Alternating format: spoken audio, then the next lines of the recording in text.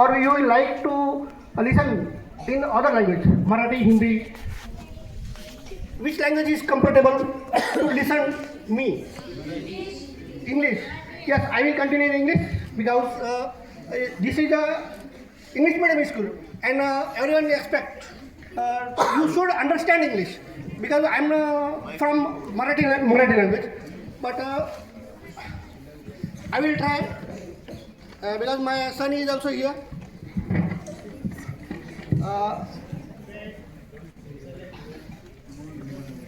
Yes, every decision taken by me was right.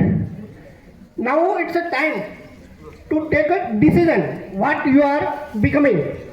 Up to this class, you are just literate. You are not educated. Is it right? Nobody is educated. You are just now become a literate. You have to learn something after this time. After this period or after this stream, now you will become educated. Anybody asking why you are saying us? Because you are all learning what is in syllabus. You are all learning what is in syllabus, but you have to now study what is right and what is wrong. Books are various types of available in market, and syllabus only teaches which is government allowed to teach you. If you want to learn right, not wrong, because all the media, all the books are trying to teach you what they want to show you. Understanding or not? All you are understanding what I am going to say. Maybe I am making mistakes, but I am trying to say you something deep, and you should learn to speak in front of the officers, in front of the system, and everything. I will change the subject. तुम्हाला एक सांगू शकतो की बाबासाहेब आंबेडकरांनी एक सांगितलं गोष्ट आहे, कारण ते मराठीतच आहे, त्याचं ट्रान्सलेट करणं अवघड आहे, त्यामुळे मी सांगतोय.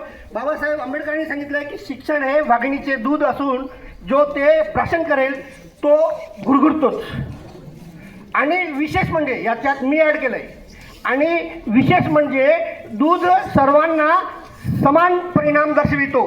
तो दलित सवर्ण असा भेदभाव करत नाही. लक्षात आलं? तुम्हाला हळूहळू लक्षात येईल. 4 दिन चले चले 2.5 कोस असं होऊ नये. आता तुमची डिसिजन घेण्याची वेळ आहे. आपल्याला काय बनायचं आहे, तुम्हाला काय बनायचं आहे तुम्हाला ठरवावं लागेल. 10वीपर्यंत सगळ्यांना कॉमन शिक्षण होतं. इथून पुढे कसं आहे, तुम्हाला वेगवेगळे फील्डमध्ये जायचं आहे. कोणी आर्ट्सला जाईल, कॉमर्सला जाईल, कोणी सायन्सला जाईल. माझ्या बाबतीत काय झालं होतं मी सांगतो. मी 11वीला आर्ट्स घेतली होती, कारण 10वीच्या नंतर 11वीच असते एवढं मला माहीत होतं. 12वीला मी सायन्स घेतली होती, कारण आमच्या कॉलेजमध्ये पहिल्यांदा सायन्स आली. सरांनी सांगितलं तुम्ही हुशार आहात, सायन्सला ॲडमिशन घ्या. आम्ही सगळं सांभाळून घेतो. आता सारखं नाही, तेव्हा सांभाळून घेत होते. आणि 12वीला सायन्स झाल्यानंतर योगायोगाने आम्हाला गाईड म्हणजे हेडगार्ड जे असतात ते मेत्रे सर आले. जसे आता करडिले साहेब आलेले आहेत. तुम्हाला जसे करडिले साहेब आलेले आहेत तसे आमच्या टाईमला आम्हाला मेत्रे साहेब आले. लिहू दिले नाही. आम्ही 12वीला नापास झालो. पूर्णचे पूर्ण बॅच म्हणजे 90% पोरं नापास. मी सुद्धा नापास झालेला विद्यार्थी आहे. म्हणजे 12वीला, कारण की मी असं 11वीला आर्ट्स शिकलो, 12वीला सायन्स शिकलो.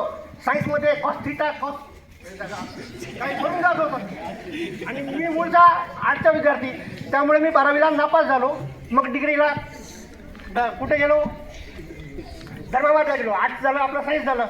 मग धर्माबादला गेलो. धर्माबादला म्हणजे मारवाड्यांचे पोरं कॉमर्स घेतात. आता 12 डिग्रीला मी कॉमर्स घेतली. म्हणजे मला गाईड करायला कोणी नव्हतं. आता VA क्लाससाठी मी आहे, VA मी गाईड करतो, पण मला गाईड करायला कोणी नव्हतं. माझ्या वडिलांना म्हणत होते की जे तुला जमते ते कर, पण शिक, काय बी शिक, पण शिक. बरं अजून एक सांगायचं विसरलो, त्याच्या आधी मी ITIला गेलो. ITIला स्विमिंग क्लासेस, ITI गव्हर्नमेंटचं ITI नांदेड. स्विमिंग क्लासेस म्हणजे कपडे शिवायचा, टेलर दर्जीचं ट्रेनिंग, 1 वर्षाचा कोर्स. तिथं गेल्यानंतर 1 महिनाभर मी शिकलो आणि 1 महिन्यानंतर लक्षात आलं की हे फील्ड आपलं नाही. कारण काय कपडे शिवायचे का सगळ्या मुली, मी एकटा मुलगा.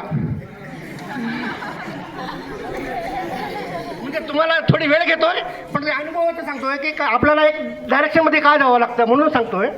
सर बोलू ना.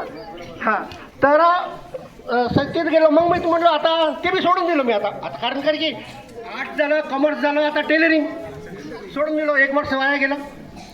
मग 12 म्हणजे अजून पुढच्या वेळेस अजून ट्राय केलो.